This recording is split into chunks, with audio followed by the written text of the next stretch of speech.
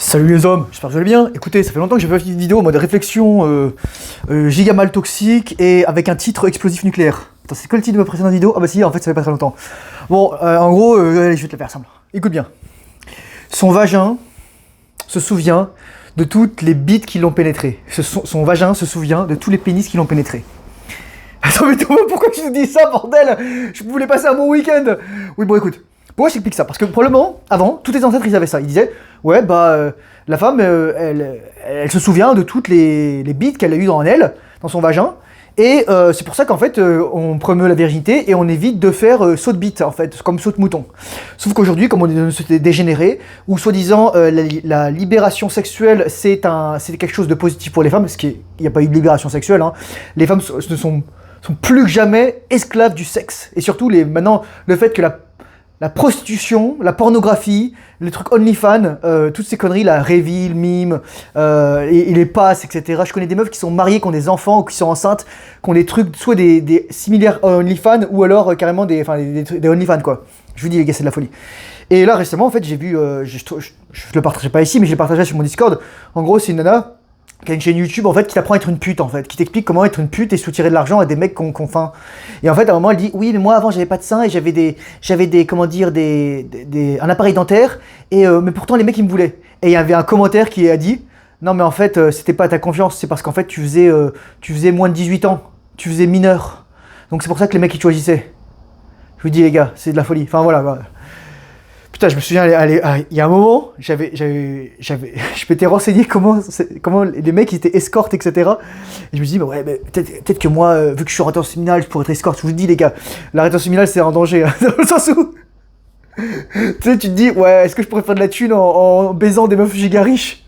Je vous dis, tombez pas dans l'ego de la rétention séminale. Moi, on va dire que j'ai fait des expériences, j'ai rien fait d'illégal ou de sale. Donc, je me suis dit, ouais mais regarde, tu as rétention séminale, etc. Tu peux plaire à des meufs, etc.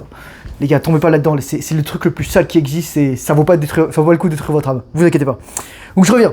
Donc en fait, ce qui se passe, c'est que les femmes, elles savaient tout ça. On savait que la virginité c'est important. Mais en fait, le truc, c'est que on a l'impression de dire, moi je te dis ça parce que inconsciemment, je pense, une femme qui s'est fait rouler dessus, si tu lui cours après, elle va savoir que t'es un simp.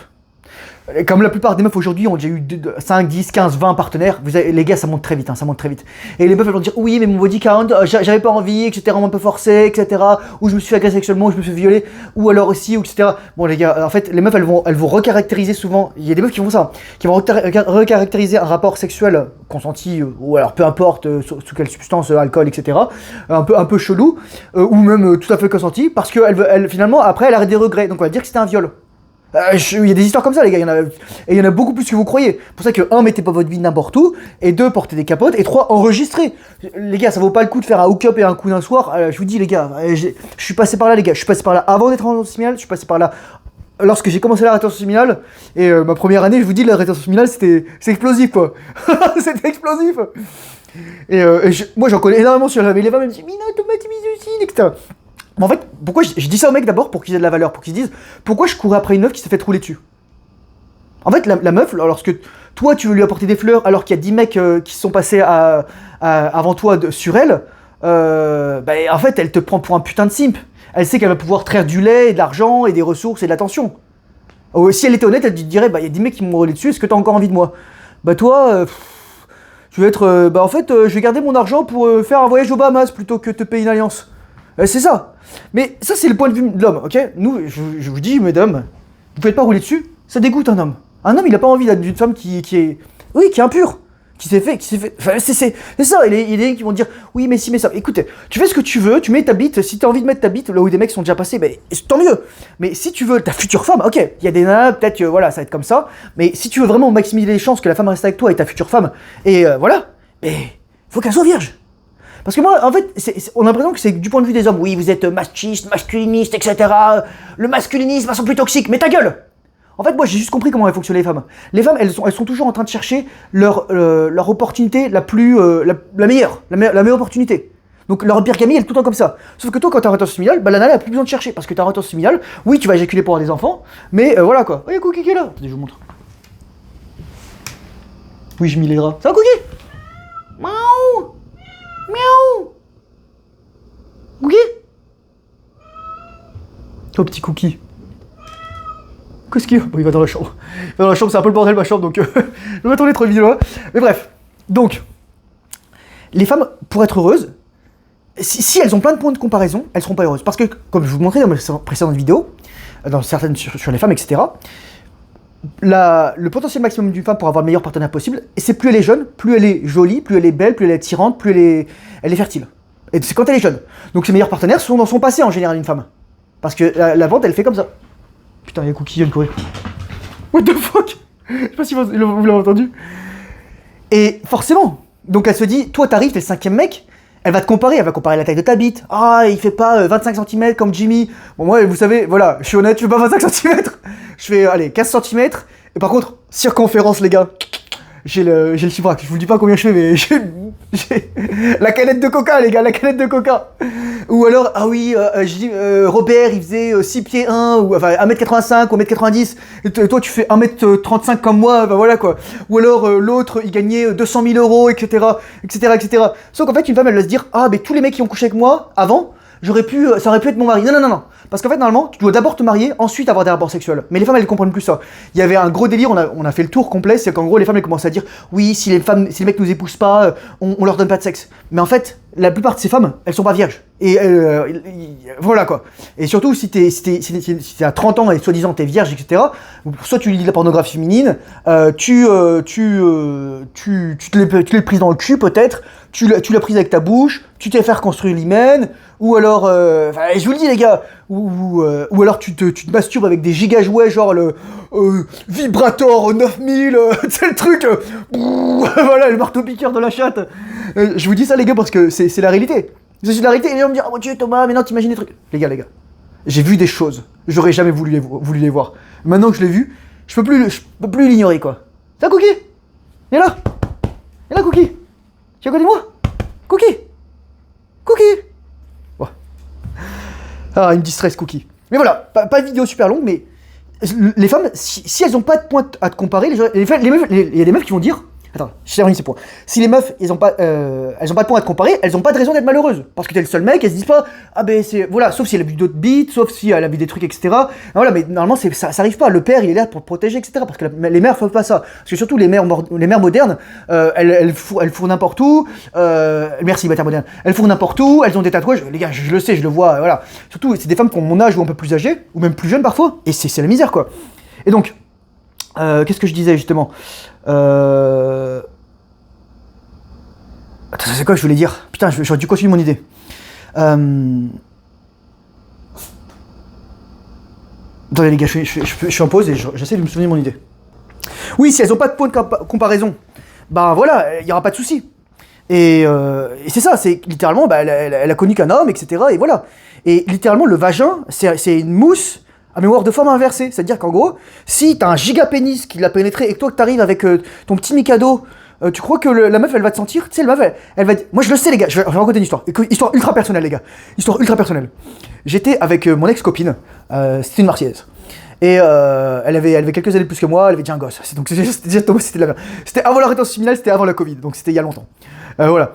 Et à un moment, je suis en train de la baiser, etc. Elle me dit ah j'adore ta queue. C'est vrai que j'ai une queue qui a une belle forme, enfin, qui a une forme comme ça en fait. Et donc en fait, ça vient bien frotter lorsque tu prends missionnaire et même lorsque tu prends en levrette, ça frotte bien le cervix. Le cervix, c'est-à-dire l'endroit où il y a l'os pubien et le cervix. Il y a deux cervix en fait. Il y a celui du fond avec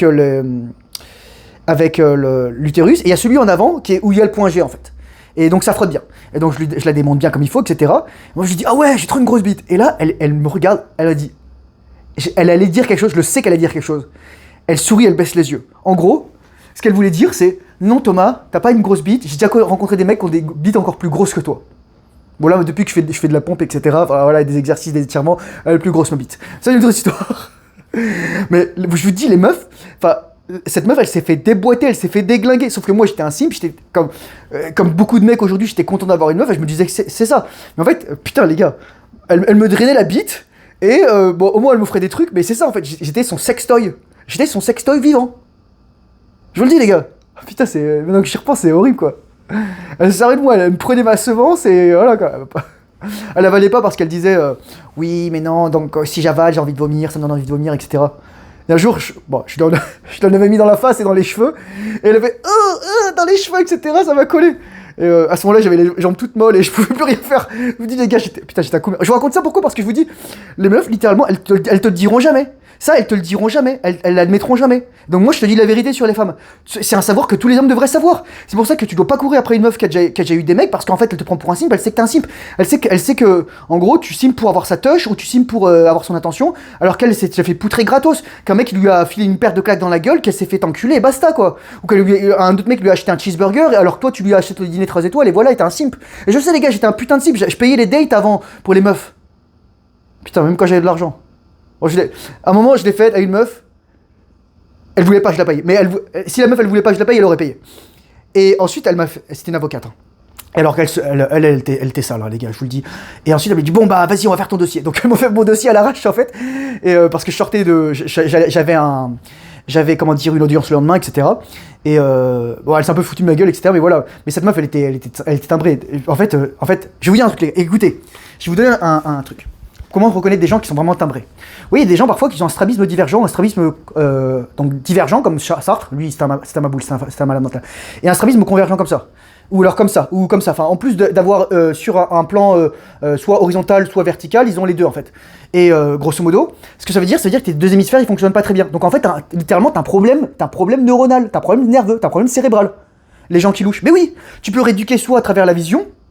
Tu fais de l'orthopsie, soit tu rééduques avec des lunettes spécifiques, ou alors tu fais une opération. Mais lorsque tu fais l'opération, tu guéris pas le problème fondamental qui est le cerveau, le truc va revenir. Et en fait, il sera plus visible. Et donc au bout d'un moment, ça va péter en fait. Moi, je connaissais des gens qui étaient comme ça. Donc cette meuf, en fait, elle avait un strabisme convergent, elle louchait un petit peu quoi. Et ça se voyait pas sur les photos Tinder. Je vous dis, les meufs, elles sont ouf. Les meufs, alors, elle était gigabonne. Franchement, elle était gigabonne. C'était vraiment. Sauf qu'ensuite, elle te raconte sa vie, là, tu dis, ah voilà, etc. Tu fais, oh shit. Et ben voilà. Mais bon, moi j'étais un simp et voilà. J'étais en radio similaire à ce moment-là. C'était, on devait être en octobre ou en novembre 2022. Ouais, donc ça fait un temps déjà. Mais bon, j'ai regardé un petit peu ce qu'elles devenaient. Bon, rien de spécial. Hein. Les nanas, je vous dis, elles sont cooked déjà. Donc c'est ça. C'est pas vidéo super longue. Vraiment, te dire la pure simple vérité, c'est-à-dire que le vagin des femmes, et elles veulent pas l'être. Elles se souviennent de toutes les bites qu'ils ont pénétrées. Et donc ça fait que elles te compareront toujours avec leurs partenaires précédents. Et tant mieux si t'es meilleur. Mais en fait, si t'es meilleur que ses partenaires précédents, tu es pas d'une meuf qui s'est déjà fait rouler dessus. C'est logique. Et si t'es moins bien, bah améliore-toi. Voilà. Et trouve-toi une femme. Trouve-toi une femme vierge. Trouve-toi une femme vierge. Mais une femme vierge physiquement, vierge psychologiquement, bon père, bonne mère, bonne relation entre les parents, c'est mindset d'amélioration, bonne personnalité, humilité, et voilà quoi.